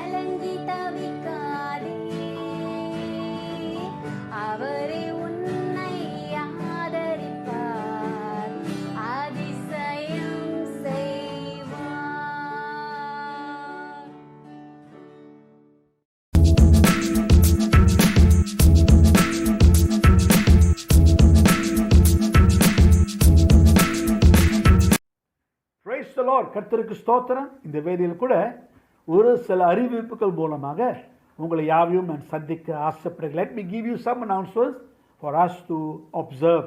முதலாக ஒரு நன்றி. கடந்த மாதம் முழுவதும் கிஃப்ட் ஆஃப் ஹோப்பை பற்றி நாம் அறிவித்தோம். இந்த நாளில் கூட உங்கள் யாவருக்கும், சபை மக்கள் யாவருக்கும் நன்றி தெரிவித்துக் கொள்ள ஆசைப்படுகிறோம். நம்முடைய திருச்சபையில் இந்த ஆண்டிலே 61 பிள்ளைகளை தத்தெடுக்க கர்த்தர் கிருபை கொடுத்திருக்கிறார். We were able to adopt 61 children. So we want to thank every member. விசேஷமாக இளமுது வாழ்வர்களுக்கு நம்முடைய நன்றியை தெரிவித்துக் கொள்ள ஆசைப்படுகிறோம். அவங்க தான் இந்த காரியத்தை எடுத்து செய்தவர்களாக இருந்தார்கள். We want to thank our young adults for taking this project and seeing it through. This year we have achieved a target of 61 children. 61 பிள்ளைகள். கர்த்தருக்கு ஸ்தோத்திரம். 61 பிள்ளைகள் மியான்மர், நேபாள், ஸ்ரீலங்கா பள்ளிக்கு செல்வார்கள். கர்த்தருக்கு ஸ்தோத்திரம். கர்த்தருக்கு யாவையும் ஆசீர்வதிப்பாராக. இரண்டாவதாக சூப் கிச்சன். சூப் கிச்சன் என்று சொல்லும் பொழுது உணவு, தேவையான மக்களுக்கு உணவை பகிர்ந்து கொள்வது. ஒவ்வொரு வாரம் சனிக்கிழமை விதமாக பொட்டலை பண்ணி உணவை நாம் பகிர்ந்து கொள்கிறோம். ஆகியால் இந்த சூப் கிச்சனுக்கு நமக்கு 3 தேவைகள் உண்டு. We have 3 needs in our soup kitchen. Every Saturday we give away packed food for people in need. And we have 3 needs. நமக்கு 3 தேவைகள் உண்டு. ஒன்று, நமக்கு ஜெப பங்காளிகள் தேவையாக இருக்குது. We need prayer partners. இந்த ஊழியத்துக்காக ஜெபிக்க. அப்போ நீங்கள் ஜெப பங்காளியாக இருக்க ஆசைப்பட்டீங்கன்னா உங்கள் பேர்களை தயவு செய்து நீங்கள் கொடுக்க வேண்டும் என்று அன்போடு கேட்டுள்ளது. prayer partners. We need prayer partners. So give your names and be a prayer partner for the soup kitchen ministry. இரண்டாவதாக we need volunteers.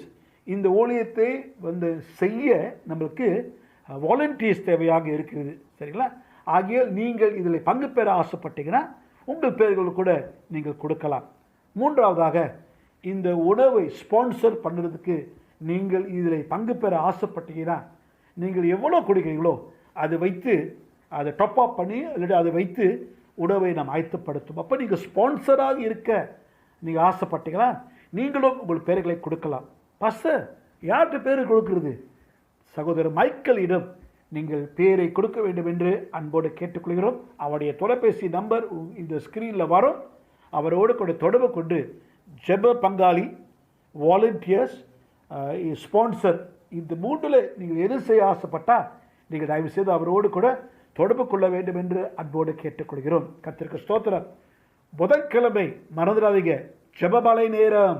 Wednesday prayer mountain time இரவு 8 மணிக்கு இந்த ஜெபமலை நேரம் நடைபெறும். உங்கள் யாவையும் இந்த ஜெபமலைக்கு அழைக்கின்ற வாருங்கள். ஒன்றாக சேர்ந்து தேசத்துக்காக, சபைக்காக, உலகத்துக்காக மன்றாடி ஜெபிப்போமாக. ஆகிய புதன்கிழமை இரவு 8 மணிக்கு ஜெபமலை நேரம்.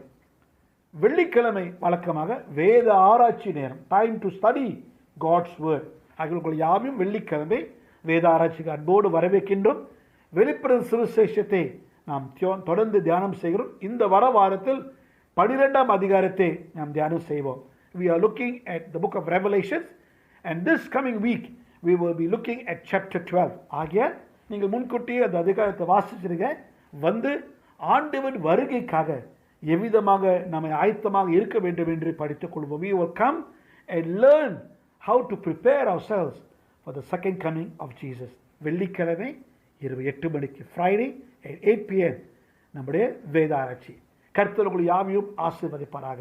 ஆமென். கர்த்தருக்கு ஸ்தோத்திரம். ஆபிரகாமின் வாழ்க்கையிலிருந்து அவருடைய விசுவாசத்தின் யாத்திரையை பற்றி நாம் பார்த்தோம். We saw the life of faith, pilgrimage of Abraham. அவருடைய வாழ்க்கையிலே அநேக காரியங்களை அவர் சந்தித்தார். There were a lot of things that Abraham experienced. ஆண்டவருக்கு கீழ்ப்படிந்தார். He obeyed God. There was opposition in his life. வாழ்க்கையில் எதிர்ப்புகள் இருந்தது.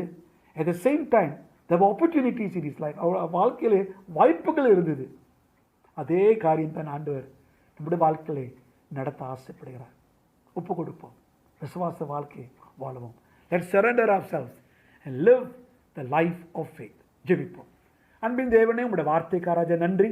உங்களுடைய வார்த்தை தொடர்ந்து எங்கள் ஒவ்வொரு உள்ளத்தில் கிரியை செய்யட்டும். Let your word work in each and every one of our lives, that truly we will live a life of faith walking in obedience. ஆண்டவரே, ஒரு விசுவாச வாழ்க்கை, ஒரு கீழ்ப்படிந்த வாழ்க்கை, ஒரு பிரித்தெடுக்கப்பட்ட வாழ்க்கையை நாங்கள் வாழ்ந்து வர எங்களுக்கு கற்றுத்தார். ஏனென்றால் அதிலே அநேக ஆசீர்வாதங்கள் உண்டு, அநேக நன்மைகள் உண்டு, அநேக வாய்ப்புகள் உண்டு ஆண்டவரே. அதுக்காக அதை நன்றி செலுத்துகிறோம். Lord, there are so many opportunities. அது நாங்கள் எழுந்திராதபடி தொடர்ந்து எங்கள் வாழ்க்கையை கிரியை செய்யும். So that Lord, we will not lose out. Continue to work in us. இயேசுவின் நாமத்தை ஜெபிக்கிறோம் நல்ல பிதாவே, ஆமென். ஆசீர்வாதம் பெற்றுக்கொள்வோம். நம்ம நாதர் இயேசு கிறிஸ்துவின் கிருபையும் பிதாவுடைய அன்பும் பரிசுத்தாவின் அந்நியோன்ய ஐக்கியமும் நம் அனைவரோடும் விசேஷமானமாக இந்த விசுவாச வாழ்க்கையிலே என்றென்றும் இருப்பதாக. ஆமென். என் ஆத்மாவே கர்த்தரை ஸ்தோத்திரி, என் முழுவதுமே பரிசுத்த நாமத்தை ஸ்தோத்திரி. என் ஆத்மாவே கர்த்தரை ஸ்தோத்திரி, அவர் செய்த சர்வபாரியம் மறவாதே. ஆமென். எல்லாருக்கும் ஸ்தோத்திரம்.